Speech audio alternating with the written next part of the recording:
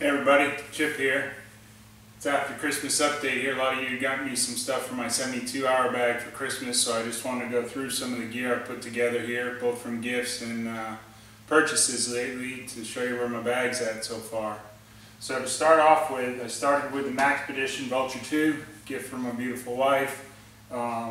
Good quality stuff, not cheap, but it will serve as a basis and be my 72-hour bag. Also from Maxpedition, I got the bottle holder here. Inside the bottle holder, as you've probably seen from Ben from Living Survival, I have my Nalgene bottle and my Toke 150 milliliter titanium cup. It's nice because it all meshed together. Also this Toke's cup, what I like about it is it is a canteen cup, but it also has a hanging handle that comes in pretty handy, and it has a cover. And again, all that stuff nests in there. Cover's handy when you're boiling water, or if you're leaving something you're eating for a second and keep the heat in a little bit. So good stuff again from Maxpedition. I think the wife was a little shell-shocked on like she is with some of the gifts I send her out to get for me, but good stuff. Some other stuff I got right here, the Jetboil system. This is the Jetboil Zip. With that, the fuel that doesn't come in the kit, but boils water in about 2 or 3 minutes in there. And you can make a variety of this stuff. You can see some of the food I got here in my 72-hour kit: hot chocolate, some ramen, some cup of soup, even stuff.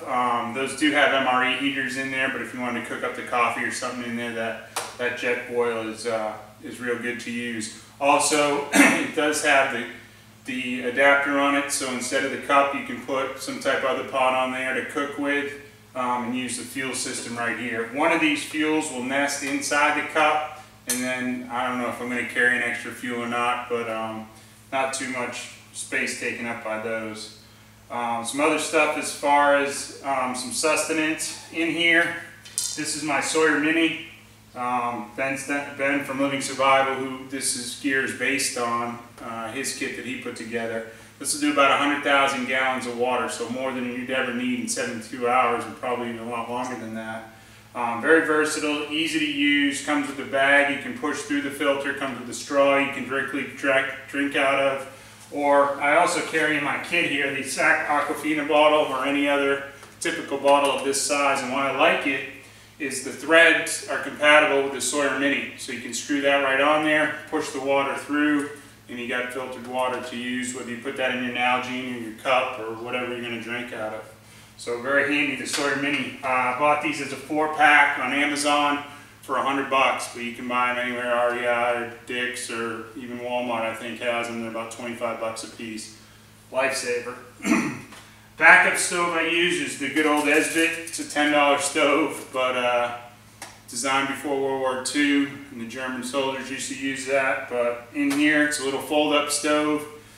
These individual fuel packets will burn about 13-14 minutes, get your water really rumbling even in a small uninsulated cup. The stove and 10 of these will fit inside this little box right here, so good backup to my zip system over there. Other things that I got in here, probably another key thing in here, maybe not in 72 hours, but if you got stranded any longer, this Goal Zero, that is a solar panel, opens up in here. It's a Nomad 7 panel. They sell it as a kit now that comes with some rechargeable batteries. It comes with this Goal Zero Guy 10 AA charger. You can take the AA's out and use them in anything that takes AA batteries, or you can use them leave them in there, and it plugs a USB right into it. I also have the Flick 8 here, which is also a battery type device that charges off of the solar panel, and the Goal Zero Guy 10 also has an adapter so you can go AAA. So what I've been trying to do with my stuff is either have it fueled by AA's or AAA's so that I can recharge it.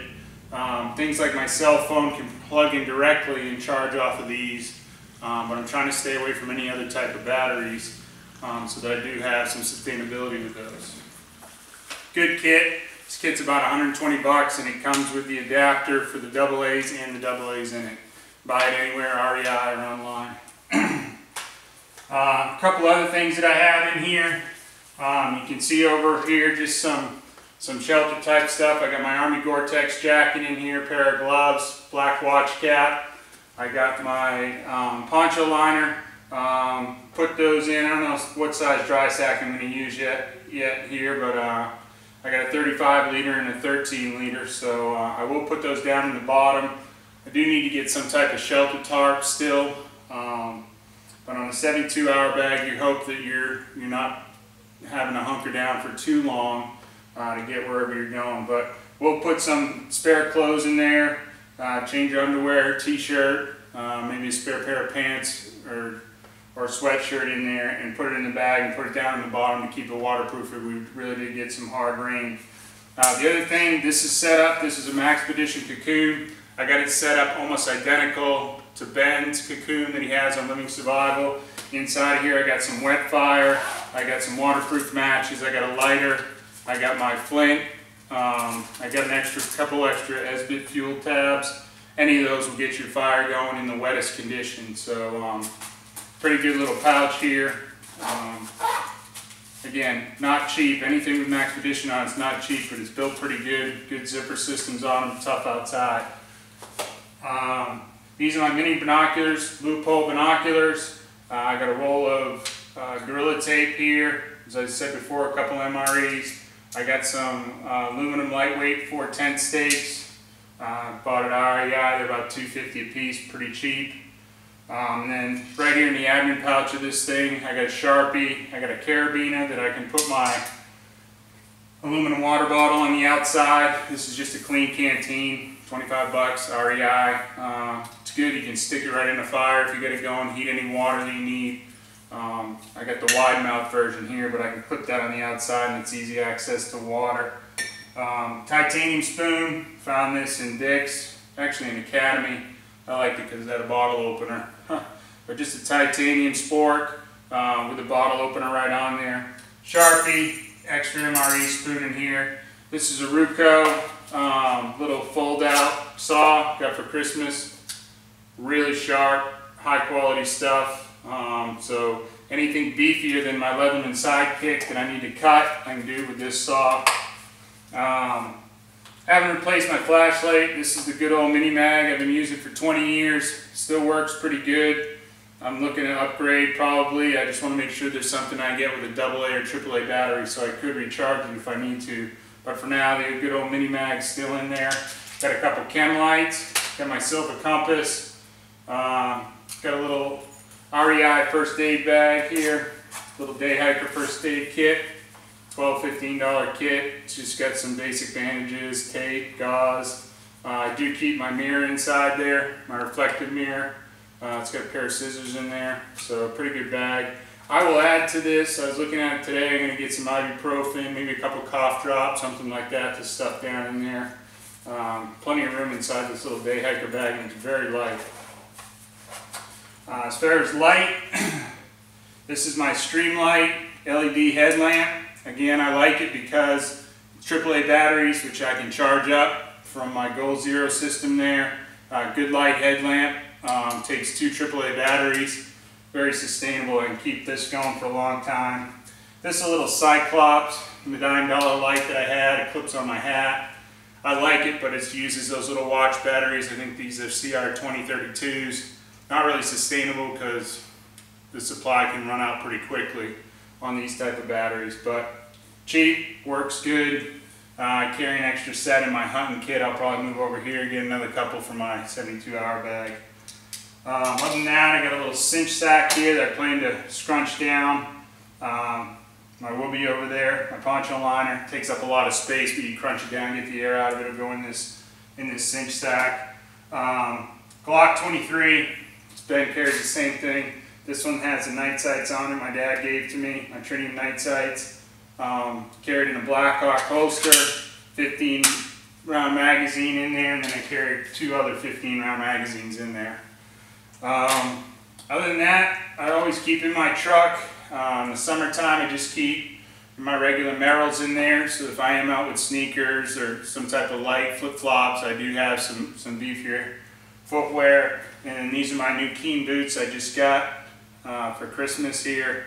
I'll keep these in the truck for the winter time or when I'm hiking around so that if you do have, we don't get too much snow here in Middle Tennessee, but it does get pretty chilly, so a little beefier boot for the winter time. So kit's coming along. I got some things to add. I got to put some change of clothes in here in one of these dry sacks. Got to get some type of personal hygiene kit to go in here.